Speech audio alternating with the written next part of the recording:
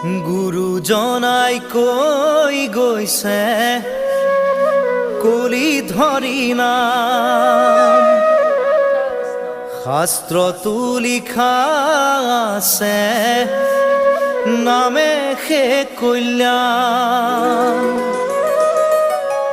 কুকুৰ শৃগালৰ ৰোৱাত মাতো আছে ৰাম, ৰাম নামৰ মালা গাঁঠি কৰা নিজ কাম। গোপাল গোবিন্দ লোৱা হৰি নাম।